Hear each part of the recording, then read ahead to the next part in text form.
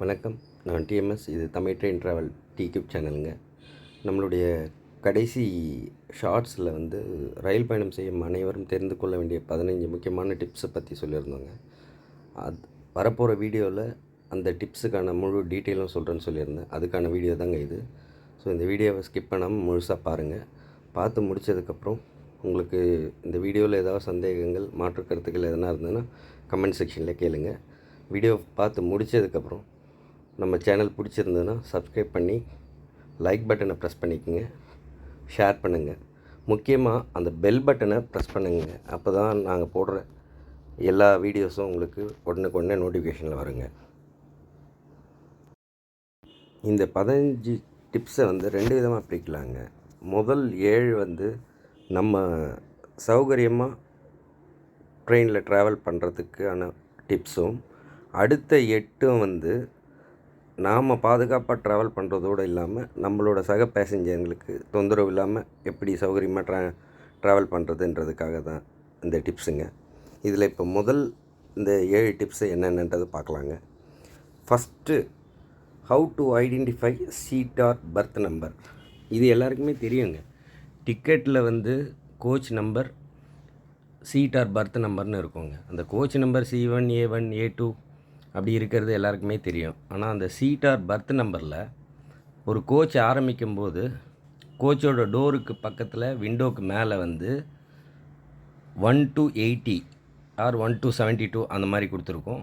இன்னொரு டோர் எண்டில் 80 to 1 அப்படி இல்லைனா 72, 74 to 1 அப்படி கொடுத்துருக்கோங்க. அப்படி கொடுத்துருந்தோன்னா, உதாரணத்துக்கு உங்களோட சீட் நம்பர் 12ன்னா 1லேருந்து 80, 80, 1 to 80க்கு கொடுத்துருக்க டோர் வழியாக ஏறணுன்னா 2வது பேலேயே நம்ம பர்த்து கிடச்சிருங்க. ஸோ ஈஸியாக ஐடென்டிஃபை பண்ணிடலாம்.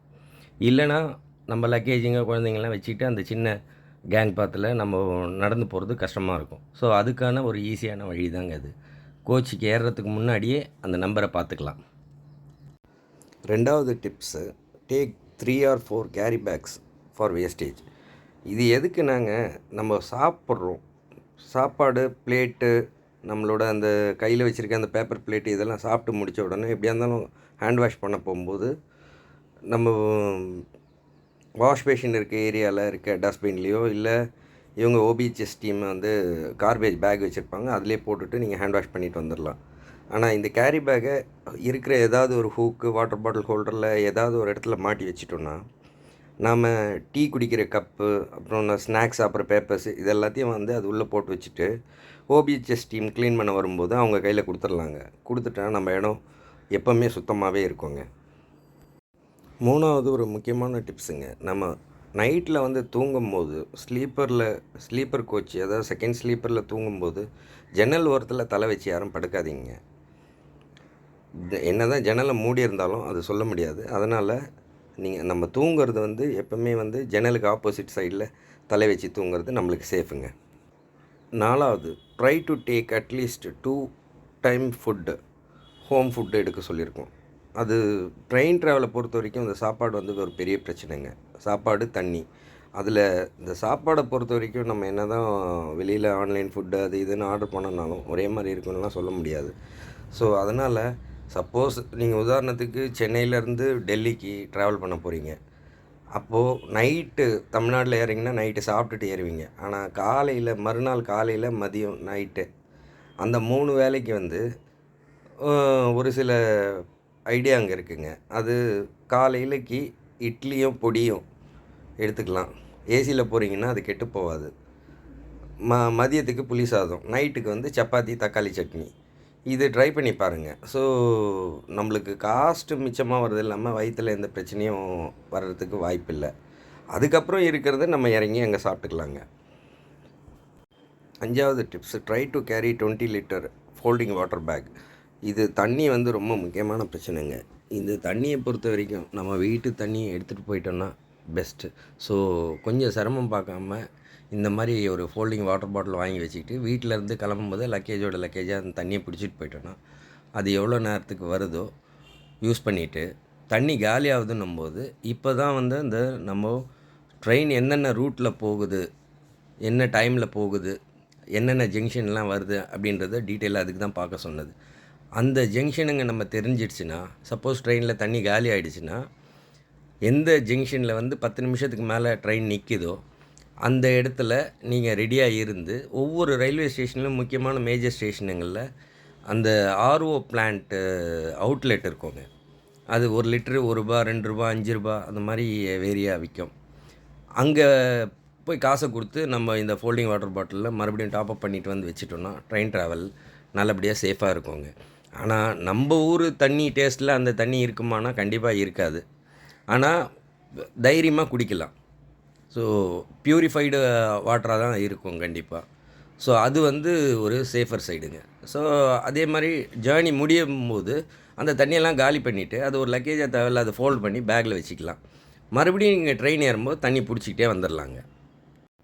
டிப்ஸ் நம்பர் 6 வந்து ஒன்றும் இல்லைங்க. நம்ம ட்ரெயின் கிளம்புறதுக்கு முன்னாடியே இல்லை நம்ம ரிசர்வ் பண்ண உடனே நம்ம எந்த ஊர்லேருந்து எந்த ஊருக்கு போகிறோமோ அது என்டிஏஎஸ்ன்னு ஒரு ஆப் இருக்குங்க. அதை மொபைலில் டவுன்லோட் பண்ணிக்கிட்டு அதில் ட்ரெயின் நம்பரை போட்டிங்கன்னா நீங்கள் எங்கேருந்து எங்கே போகிறீங்கன்றது தெரிஞ்சிடும். எந்தெந்த வழியாக போகிறீங்கன்றது காமிச்சிடும். இப்போ உதாரணத்துக்கு சென்னையிலேருந்து டெல்லிக்கு போகிறீங்கன்னா இங்கே சென்னைக்கு விட்டால் அடுத்தது கூடூர், விஜயவாடா, அதுக்கப்புறம் பலாஷா, நாக்பூர், ஆக்ரா, மதுரா, டெல்லி இந்த மாதிரி காமிக்கும். இதில் எந்தெந்த ஊருக்கு எந்தெந்த டைமில் அந்த வண்டி போகுது, லேட்டில் போகுதா இல்லை பிஃபோராக போகுதா இல்லை கரெக்ட் டைமில் போகுதா எல்லாத்தையுமே நம்ம அதில் தெரிஞ்சுக்கலாங்க அந்த ஆப்பில். ஸோ அந்த லைவ் ரன்னிங் ஸ்டேட்டஸும் அந்த ஆப்புக்குள்ளேயே தாங்க இருக்குது. ஸோ டிப்ஸ் நம்பர் 6, 7 இந்த ரெண்டும் வந்து இந்த ஆப்லேயே வந்து நீங்கள் தெரிஞ்சுக்கிறது. உங்களுக்கு இந்த தண்ணி பிடிக்கிறதுக்கு அப்புறம் சாப்பாடு சப்போஸ் நீங்கள் வீட்டிலேருந்து எடுத்துகிட்டு போகல, வெளியிலேருந்து ஆர்டர் பண்ணணுன்னா அதெல்லாம் வந்து இதை வச்சு நீங்கள் ஆர்டர் பண்ணிக்கலாங்க. அடுத்தது பார்ட் பியில் வந்து நம்ம tips number 8 don't use splitter or extension box for charging. Charging வந்து இன்றைக்கி வந்து நம்ம மொபைல் சார்ஜ் போடுறது, லேப்டாப் சார்ஜ் போடுறதுக்கெல்லாம் அது ரொம்ப அவசியமான ஒன்று தாங்க. ஆனால் ட்ரெயினில் வந்து அந்த சார்ஜிங்கை எப்படி அந்த சார்ஜர் வந்து எப்படி பயன்படுத்தணுன்றது நம்ம தெரிஞ்சுக்கிறது ரொம்ப முக்கியங்க. ட்ரெயினில் வந்து நம்மளுக்கு பவர் சப்ளை கிடைக்கிறது 110 வோல்ட்டு டிசி பேட்ரி மூலயமா வர்றது இன்வெர்ட்டர்லேருந்து கன்வெர்ட் பண்ணி தான் நம்மளுக்கு கொடுக்குறாங்க. இப்போ புதுசாக வர ட்ரெயினுங்க எல்ஹெச்பி கோச்சஸில் எல்லாமே வந்து எல்லாருக்கும் நிறைய சாக்கெட்ஸ் கொடுக்குறாங்க. ஆனால் பழைய கோச்சிங்க நீங்கள் ட்ராவல் பண்ணும்போது பழைய கோச் வந்துருச்சுன்னா அதில் ஒரு சாக்கெட்டு தான் இருக்கும், இல்லை 2 சாக்கெட் தான் இருக்கும். அப்போ எல்லோரும் நிறைய பேர் நான் நிறைய யூடியூபர்ஸ் எல்லாம் வீடியோவில் பார்த்துருக்கேன். எக்ஸ்டென்ஷன் பாக்ஸுங்களை போட்டு நிறைய அதில் பவர் லோடு கொடுத்து சார்ஜ் பண்ணுறதெல்லாம் பார்த்துருக்கேன். அப்படி கொடுக்கறதுனால கண்டிப்பாக பெரிய ப்ராப்ளம் வர்றதுக்கு நிறைய வாய்ப்பு இருக்குங்க. காரணம் ஷார்ட் சர்க்யூட் ஆகி போர்டுங்களே எரிஞ்சு போகிறதுக்கெல்லாம் வாய்ப்பு இருக்குது. லோடு ஜாஸ்தியாக கொடுக்கக்கூடாதுங்க ட்ரெயினில். அதனால் அதில் கொடுத்துருக்க சாக்கெட்டுக்கு ஒரு மல்டிபின் ஒன்று வச்சுக்கோங்க. ஒரே ஒரு சாக்கெட் தான் இருக்குன்னா 2 பேர் பயன்படுத்தலாம் ஒரே நேரத்தில். அந்த 2 பேர் சார்ஜிங் முடித்ததுக்கப்புறம் அதை கழட்டிட்டு அடுத்தவங்க போட்டுக்க. அந்த மாதிரி மாறி மாறி யூஸ் பண்ணுறது தாங்க பெஸ்ட்டு. 9வது tips please turn off lights after 9:30 PM. இதுக்கு தெரிஞ்சுக்கணுன்னா இதுக்கு முன்னாடி நம்ம ஏசி 3 டயரில் 2 டயரில் பிரச்சனை கிடையாதுங்க. ஆனால் ஏசி 3 டயரில் அந்த மிடில் பர்த்து எத்தனை மணிலேருந்து எத்தனை மணி வரைக்கும் பயன்படுத்தணும் அப்படின்றது ஒரு ரூல் இருக்குதுங்க. ராத்திரி 10 மணிலேருந்து காலையில் 6 மணி வரைக்கும் தாங்க அதில் பயன்படுத்துகிறதுக்கு பர்மிஷன். அந்த நேரம் முடிஞ்சதுக்கப்புறம் பகல் நேரத்தில் அது உட்கார்ற சீட்டாக மட்டும்தாங்க யூஸ் பண்ணணும். ஒருவேளை உங்கள் பேயில் இருக்க 6 பேரும் இல்லை அந்த ஒரு சைடு இருக்க 3 பேரும் வந்து உங்களுக்குள்ள அட்ஜஸ்ட்மெண்ட்டில் நீங்கள் பகலில் தூங்கிட்டு வரதுன்னா தூங்கிட்டு வரலாம். ஆனால் ரூல்ஸ் படி வந்து பகலில் அந்த மிடில் பர்த்து போடக்கூடாதுங்க. அப்படி இருக்கும்போது நீங்கள் வந்து அந்த பர்த்தை யூஸ் பண்ணணுன்னும்போது அதை விட பெஸ்ட்டு வந்து லாங் ட்ராவல் பண்ணுறவங்க முடிஞ்சால் அப்பர் பர்த் வாங்கிக்கிறது பெஸ்ட்டுங்க. அதே மாதிரி நைட்டு நம்ம சாப்பிட்டு முடித்ததுக்கப்புறம் முடிஞ்ச வரைக்கும் ஒரு 9:30 மணிக்கெல்லாம் வந்து லைட்டை வந்து ஆஃப் பண்ணிடுங்க. அது வந்து நமக்கும் ஒரு சௌகரியமாக இருக்கும், நம்ம கூட பயணம் பண்ணுற மற்ற பயணிகளுக்கும் சௌகரியமாக இருக்குங்க. ஏன்னா நம்ம ஸ்லீப்பர் புக் பண்ணுறதே வந்து கன்வீனியண்ட்டாக நிம்மதியாக நைட்டு தூங்கி எழுஞ்சிட்டு காலையில் போய் இறங்கிறதுக்காக தான் ஸ்லீப்பரில் காசு அதிகமாக கொடுத்து நம்ம புக் பண்ணுறோம். ஸோ அந்த இடத்துல ஒரு நம்ம 10 மணி 10:30 மணி வரைக்கும்லாம் வந்து நம்ம லைட்டு போட்டுட்டு இருந்தோம்னா மற்றவங்களுக்குலாம் வந்து ரொம்ப சங்கடமாக இருக்குங்க. அதனால் முடிஞ்ச வரைக்கும் 9:30 மணிக்கெலாம் லைட் ஆஃப் பண்ணிவிட்டு படுத்துருங்க. 10வது பாயிண்ட்டு ரொம்ப ரொம்ப முக்கியமான பாயிண்ட்டுங்க. Don't carry flammable item.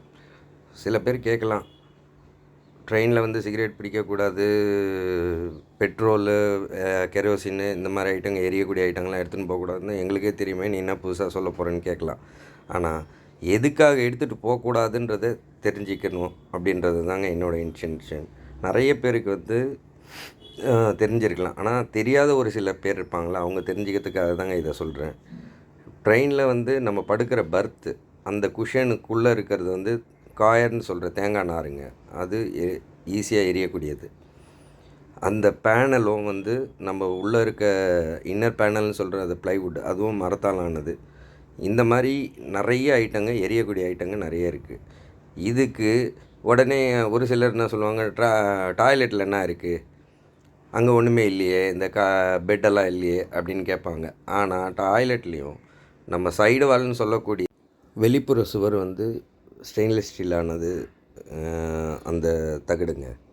அந்த சைடு வாலுக்கும் உள்ளே இருக்க நம்மளோட இன்னர் பேனலுக்கும் நடுவில் வந்து கிளாஸ் உள்ளுன்ற ஒரு கண்ணாடி இழைன்னு சொல்கிற முக்கியமான ஒரு பொருள் இருக்குங்க. அது நிறைய விஷயத்துக்காக பயன்படுத்துகிறாங்க. எக்கோ வரக்கூடாது, வைப்ரேஷன் டேம்பரா, அந்த மாதிரி அது டெக்னிக்கலாக நிறைய டீட்டெயில்ஸ் இருக்குங்க. ஆனால் அது எரியக்கூடிய பொருள். அதனால தான் ட்ரெயினில் வந்து எரியக்கூடிய பொருளுங்களை எடுத்துகிட்டு போகக்கூடாதுன்னு சொல்கிறாங்க. அதே மாதிரி டிப்ஸ் நம்பர் 11, இப்போ நிறைய பேர் வந்து கெட்டிலெல்லாம் குழந்தைங்களுக்கு சுடு தண்ணி வைக்கிறேன், பால் காய்ச்சிறேன்னு சொல்லி யூஸ் பண்ணாங்க ட்ரெயினுக்குள்ளே. அது பெரிய தப்புங்க, யூஸே பண்ணக்கூடாது. வேணா அந்த கெப்பாசிட்டி, அந்த 1000 வாட்ஸ் எல்லாம் வந்து தாங்கவே தாங்காது. கண்டிப்பாக ஒன்று எரிஞ்சிடும், இல்லை போர்டு ஷார்ட் ஆகும், இல்லை ட்ரிப் ஆகும். அந்த மாதிரி நிறைய பிரச்சனைங்க வரும். அதனால் தயவுசெய்து கெட்டிலோ ஹீட்டரோ இதெல்லாம் வந்து ட்ரெயினில் யூஸே பண்ணாதீங்க. டிப்ஸ் நம்பர் 12, எல்லாருக்கும் தெரிஞ்சது தான். டாய்லெட்டு யூஸ் பண்ண போகிறீங்கன்னா முதல்ல போட்டு யூஸ் பண்ணுறதுக்கு முன்னாடி ஃப்ளஷ் பண்ணிவிடுங்க. நீங்கள் யூஸ் பண்ணிவிட்டு வந்ததுக்கப்புறம் மறக்காமல் ஃப்ளஷ் பண்ணிவிட்டு வாங்க. இது நம்ம குடும்பத்தை சேர்ந்தவங்களுக்கும் சரி, நம்ம கூட ட்ராவல் பண்ணுற மற்ற பேசஞ்சருக்கும் ரொம்ப யூஸ்ஃபுல்லாக இருக்குங்க. Tips number 13, don't stand or sit in the main door. இது எல்லோரும் சொல்கிறது தான், ஆனால் நிறைய பேர் கேட்குறது இல்லைங்க. ஆனால் இதில் இருக்கிற பிரச்சனைகளை என்னன்றது சொல்கிறேன். நம்ம ட்ரெயினை பொறுத்த வரைக்கும் கைப்பிடி கூட வந்து நர்லிங் போட்டு ஒரு கிரிப்னஸ்க்காக இருக்கும். அதே மாதிரி படிக்கட்டுலேயும் வந்து கார்கேட்டடாக இருக்கும், வழுக்கக்கூடாது அந்த மாதிரி. இதெல்லாம் எதுக்குன்னா சேஃப்டி, வழுக்கி யாரும் வெளியே விழுந்துடக்கூடாது, ஏறும்போது ஸ்லிப் ஆகிடக்கூடாதுன்றதுக்காக தான் இவ்வளோ தூரம் யோசிக்கிறோம். ஆனால் இந்த டோரில் வந்து உட்காந்து ட்ராவல் பண்ணும்போது அதே மாதிரி இந்த விலாகர்ஸ் இவங்கெல்லாம் வந்து டோரில் நின்றுட்டு வீடியோ எடுக்கிறது, இது ரொம்பவும் ரிஸ்க்கான விஷயம். காரணம், வண்டி நல்ல ஸ்பீடில் போயிட்டு இருக்கும்போது இந்த சுவிட்ச் ஒரு டேர்ன் ஓவர்னு சொல்லக்கூடிய கிராசிங்ஸ் மேலெல்லாம் வண்டி கிராஸ் ஆகும்போது கண்டிப்பாக வண்டி ஆடுங்க. என்ன தான் மாடர்ன் டெக்னாலஜி வந்து இன்றைக்கி லேட்டஸ்ட்டு போகிஸு எல்லாம் ஃபியட் போகி அது இதுன்னு எல்லாம் வந்துடுச்சுனாலும் அந்த ஷேக்குன்றது திடீர்னு நம்மளை அறியாமலே கண்டிப்பாக உணர்கிற மாதிரி இருக்கும் வண்டியில். அப்படி இருக்கும்போது அது பெரும் ரிஸ்க்குங்க. அடுத்து நைட்டில் வந்து அலாரம் வச்சு நீங்கள் ஏஞ்சி இறங்குற மாதிரி இருந்ததுன்னா அவங்களோட அலாரம் சவுண்டை வந்து ரொம்ப மைல்டானதாக வச்சு பழகுங்க. ரொம்ப சவுண்டாக ஜாஸ்தியாலாம் வச்சிங்கன்னா சக பயணிகளுக்கு கூட இருக்கவங்க மற்றவங்கெல்லாம் வந்து கடைசியில் இறங்குறவங்களாக இருப்பாங்க, அவங்களுக்கு நம்மளால் டிஸ்டர்பன்ஸாக இருக்கும். ஸோ அந்த மாதிரி இல்லாமல் இருக்கிறதுக்கு அலாம் சவுண்டை வந்து மைல்டான அலாம் சவுண்டாக யூஸ் பண்ணுங்க. கடைசியாக 15வது டிப்ஸ் வந்து லக்கேஜிங்கில் முடிஞ்ச வரைக்கும் ட்ரெயின் ட்ராவலில் கம்மியாக எடுத்துகிட்டு போங்க.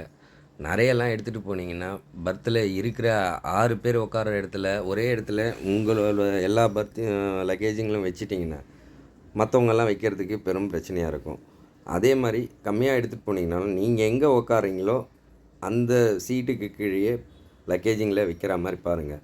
உதாரணத்துக்கு நைட்டில் வந்து வேறு ஏதோ ஒரு பர்த்துக்கு கீழே இடம் இருக்குதுன்னு நீங்கள் வச்சிட்டிங்கன்னா நைட்டு நீங்கள் நல்லா தூங்கிட்டு இருக்கும் நீங்கள் எந்த பர்த்துக்கு கீழே லக்கேஜ் வச்சிங்களோ அவர் வந்து வேறு ஏதோ ஒரு ஸ்டேஷனில் இறங்கிடுற மாதிரி இருக்கும். அந்த ஸ்டேஷனில் புது ஆள் ஏறினாங்கன்னா அவங்க லக்கேஜை வைக்கிறேன்னு சொல்லி உங்களை கண்டிப்பாக தூக்கத்தில் எழுப்புவாங்க. இது தேவையில்லாத சங்கடங்கள் எல்லாருக்கும். அதனால் முடிஞ்ச வரைக்கும் லக்கேஜை கம்மியாக எடுத்துகிட்டு போங்க. அந்த லக்கேஜை நீங்கள் படுக்க போகிற பர்த்துக்கு கீழே வந்து வச்சுக்கிங்க. இந்த வீடியோ உங்கள் எல்லாருக்கும் கண்டிப்பாக பிடிச்சிருக்குன்னு நினைக்கிறேங்க. பிடிச்சிருந்ததுன்னா சப்ஸ்கிரைப் பண்ணி ஷேர் பண்ணுங்கள், லைக் பண்ணுங்கள், கமெண்ட் பண்ணுங்கள். முக்கியமாக அந்த பெல் பட்டனை ப்ரெஸ் பண்ணிக்கோங்க. அடுத்த வீடியோ வந்து ஒரு சுவாரஸ்யமான வீடியோவாக போடுறதுக்கு நான் முயற்சி பண்ணிகிட்ருக்கேங்க. கண்டிப்பாக வந்து நல்ல வீடியோவாக இருக்கும். மறக்காமல் பாருங்கள். எங்கள் சேனலுக்கு சப்போர்ட் பண்ணுங்க. ரொம்ப நன்றிங்க.